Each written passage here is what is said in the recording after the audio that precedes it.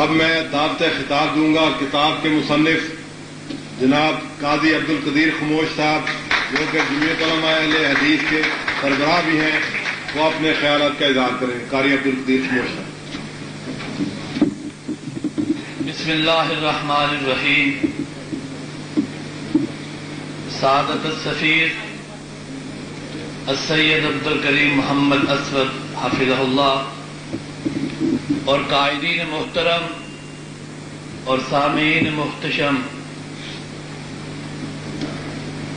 آج جو آپ کے سامنے میری کتاب ہے عرب ورلڈ آرڈر اور صدام حسین، میں 2-4 منٹوں میں انتہائی اختصار سے چاہوں گا کہ اس کا پس منظر آپ کے سامنے رکھوں۔ اس وقت اگر آپ کے علم میں یہ بات ہے نہیں ہے تو اب آ جائے گی کہ اس وقت بھی اسرائیل کی پارلیمنٹ کے مین دروازے پر جو اسرائیل کا نقشہ لگا ہوا ہے، وہ اسرائیل کا نقشہ یہ ہے کہ اسرائیل کی جغرافیائی حدود جو ہیں وہ ما بین الفرات والنیل، کہ دریائے فرات سے لے کر دریائے نیل تک جتنا یہ ہے ساری جگہ، یہ ساری کی ساری اسرائیل کی ہے۔ اور اسرائیلی حکومت کا آج بھی سرکاری موقف یہ ہے کہ ہم نے مدینۃ الرسول پر دوبارہ قبضہ کرنا ہے، اس لیے کہ مسلمانوں کے رسول نے جب وہ مدینہ میں آئے تو مدینہ کے باسی یہودی تھے، تو یہودیوں کو قوت و طاقت کی بنیاد پر مدینہ سے نکالا تھا، اور ہم آج دوبارہ قوت اور طاقت حاصل کر کے ایک دفعہ پھر مسلمانوں کو مدینہ سے نکالیں گے۔ اب اس پس منظر میں آپ عالم اسلام پہ ایک نگاہ ڈالیں کہ کوئی ایسی قوت ہے، کوئی ایسی طاقت ہے، کسی مسلمان ملکوں میں سے کسی لیڈر کی یہ سوچ ہے کہ وہ اسرائیل کے اس ہدف اور اس ٹارگٹ کو ناکام بنانے کے لیے کوشش کرے کہ جو ان کا یہ موقف ہے کہ اسرائیل ما بین الفرات والنیل، کہ دریائے نیل اور دریائے فرات کے درمیان سارا اسرائیل ہے۔ جب ہم اس تناظر میں عالم اسلام کو دیکھتے ہیں تو ہمیں صرف اور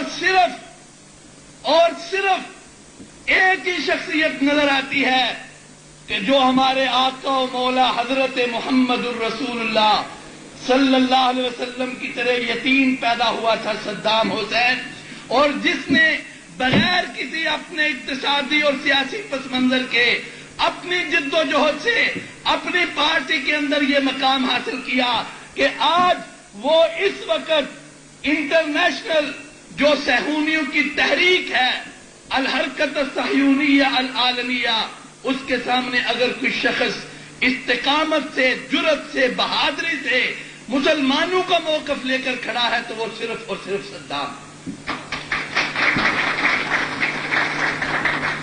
اور آج عراقی عوام جن مشکلات سے دوچار ہیں، آپ ان کا یہاں بیٹھ کر تصور نہیں کر سکتے کہ اس ظالمانہ اقتصادی بائیکاٹ کی وجہ سے عراق کے 15 لاکھ بچے، بوڑھے، جوان اور عورتیں جو ہیں وہ لقمہ اجل بن چکی۔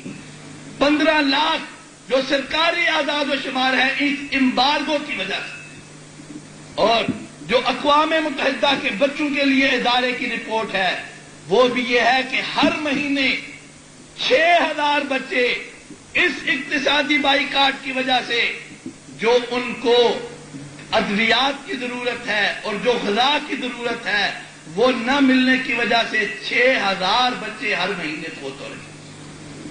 آج عراق یہ قربانی کس کے لیے دے رہا ہے؟ آج ایک لمحے کے لیے صدام حسین شاہ فہد بن جائے، حسنی مبارک بن جائے، سلطان امنی حان بن جائے، ایک دن اقتصادی بائیکاٹ باقی نہیں رہ سکتا۔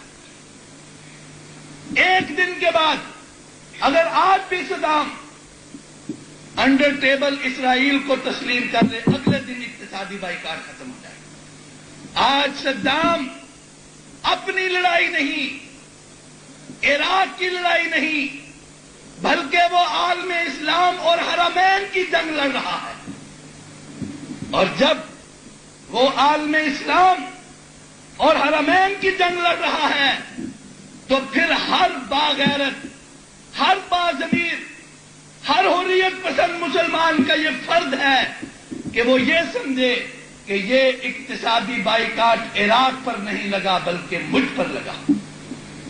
اور حقیقت یہ ہے، میرا مشاہدہ یہ ہے کہ آج عراق پر جو اقتصادی پابندیاں ہیں وہ قطعاً مؤثر نہیں ہو سکتی اگر مسلمان اور عرب ممالک عراق کا اقتصادی بائیکاٹ نہ کریں۔ امریکہ کا اقتصادی بائیکاٹ کبھی مؤثر نہیں ہو سکتا۔ آج یہ لاکھوں لوگ لقمہ اجل بنے ہیں۔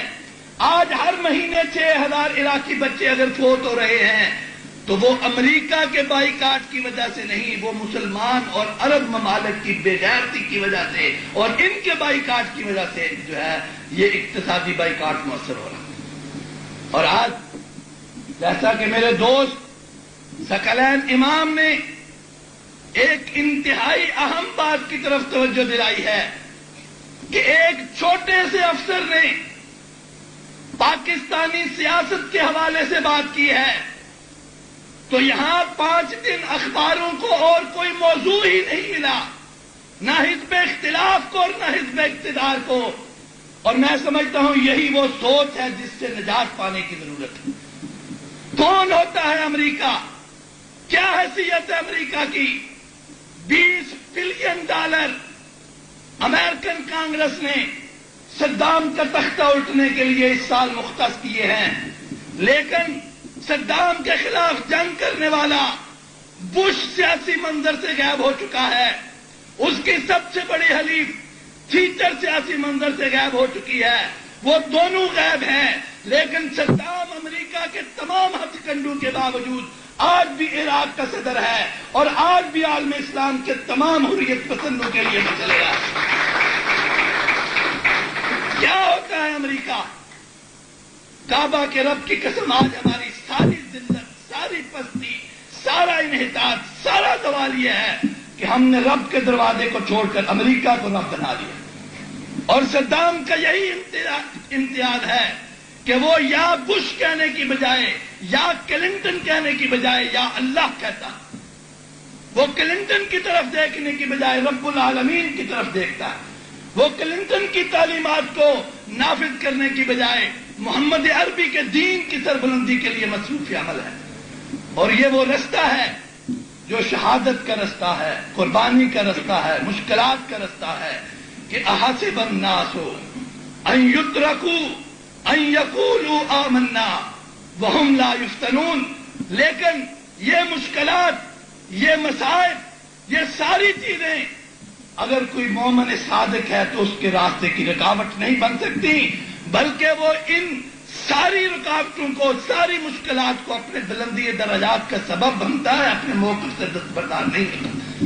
اور آج پاکستان کے جتنے سیاسی قائدین ہیں ان کے لیے بھی یہ بات لمحہ فکریہ ہے کہ انہیں بھی امریکہ کی طرف دیکھنے کی بجائے اپنے رب کی طرف دیکھنا چاہیے اور امریکی ہدایات کی بجائے اپنے عوام کو منظم کرنا چاہیے۔ میں اس کتاب کے حوالے سے جو میرا نقطہ نظر ہے، جیسے میرے انتہائی بزرگ دوست محترم جناب پیر سید عارف حسین شاہ صاحب نے کہا ہے کہ مجھے بہت حوالوں سے قاضی عبد القدیر سے اختلاف ہے، بالکل صحیح بات ہے، لیکن میری یہ ایک، جب سے میں نے اپنے شعوری دور کا آغاز کیا ہے، میری سیاست یہ ہوتی ہے کہ جو مسلمانوں کے اجتماعی معاملات ہیں انہیں کبھی اپنے گروہی اور فکری تناظر میں نہیں دیکھنا چاہیے۔ جب تک ہم اپنے اجتماعی معاملات، اپنے گروہی اور اپنے فکری جو تناظر ہیں ان سے بلند ہو کر نہیں دیکھتے، ہم کبھی اپنی منزل کو نہیں پا سکتے۔ اور میں نے ہمیشہ یہ کوشش کی ہے، اس وقت مسلمانوں کا سب سے بڑا المیہ یہ ہے کہ ہم نے اللہ کے دروازے کو چھوڑ دیا ہے۔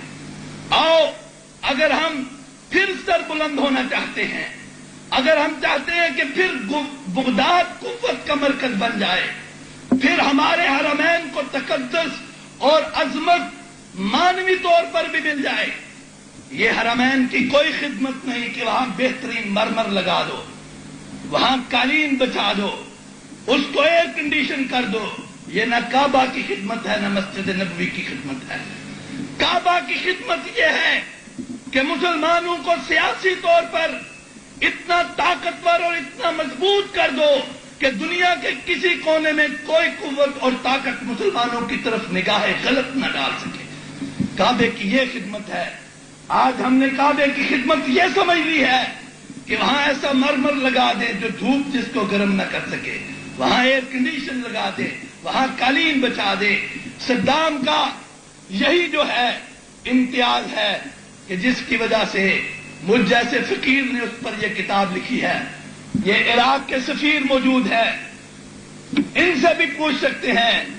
اللہ کی رحمت سے ہم نے ہمیشہ اپنے مرشد و مخدوم علامہ احسان الہی ظہیر رحمت اللہ علیہ کی طرح ایک کلندرانہ موقف اختیار کیا ہے۔ میں اور میری جماعت پوچھ سکتے ہیں ہز ایکسیلنسی سے کہ ایک ٹیڈی پیسے کی جو ہے وہ عراق سے مدد کے روادار نہیں۔ ہماری صدام سے محبت حقیقت سے اللہ سے محبت ہے، رسول سے محبت ہے، اسلام سے محبت ہے، اور ہم صدام کے ساتھ نہیں ہیں بلکہ حق کے ساتھ ہیں، لیکن حق اس وقت صدام کے ساتھ ہے، اس لیے ہم صدام کے ساتھ۔ آج صدام یہ رستہ بدل دے، آج صدام اپنا ہدف بدل دے، آج صدام اپنی منزل بدل دے، آج صدام اپنی سوچ بدل دے، ہمارے لیے، ہمارے دلوں میں صدام کے بھی کوئی احترام نہیں۔ ہم آج صدام کو سپورٹ کر رہے ہیں، ہم آج اپنی توانائیاں، صلاحیتیں، وسائل صدام کے لیے وقف کیے ہوئے ہیں، تو اس لیے کہ صدام نے اپنی ساری قوت، طاقت، توانائیاں اور صلاحیتیں مسلمانوں کے لیے وقف کی ہوئی۔ اس کی زندگی کا اوڑھنا اور بچھونا یہ ہے کہ لِتَكُونَ کلمۃ اللہ ہی العلیٰ۔ صدام اس وقت یہ چاہتا ہے کہ سارے جھنڈوں کو سرنگوں کر کے اسلام کے جھنڈے کو سربلند کر دیا جائے، اور اسلام کی سربلندی کے لیے جو بھی نکلے گا وہ ہماری آنکھوں کا نور ہے، ہمارے سر کا تاج ہے، اور ہماری ساری محبت اس کے لیے وقف ہے۔